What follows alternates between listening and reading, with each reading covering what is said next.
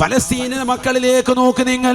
ജൂതരാകുന്ന Israeli സമൂഹം പാവപ്പെട്ടതാകുന്ന ഗസയിലെ പ്രിയപ്പെട്ട മക്കളെ പ്രയാസപ്പെടുത്തിക്കൊണ്ട് നിലകൊള്ളുകയല്ലേ.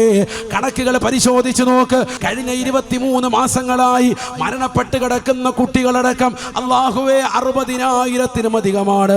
60,000-ത്തിലധികം ആളുകളാണ് മരണപ്പെട്ടു പോയിട്ടുള്ളത്. അതിൽ തന്നെ 18,500-ഓളം പാവപ്പെട്ടതാകുന്ന മക്കളാണ്, പിഞ്ചോമന മക്കളാണ്.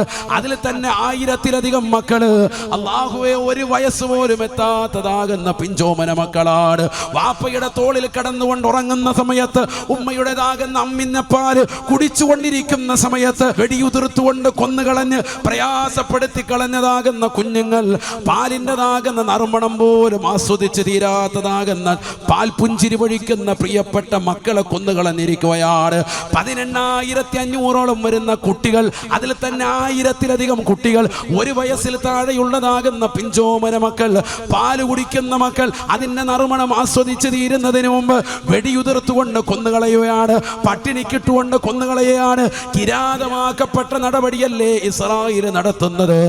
അവസാനം ഇതാ അവർക്ക് ഐക്യദാർഢ്യം പ്രഖ്യാപിക്കുന്ന രാജ്യങ്ങളിൽ വരെ യുദ്ധത്തിന്റെ തന്ത്രങ്ങൾ മെനയുകയല്ലേ. ഖത്തറിൽ അതിൻ്റെതാകുന്ന സംഭവങ്ങളല്ലേ കഴിഞ്ഞ ദിവസം നമ്മൾ ദോഹയിലൂടെ കണ്ടത്.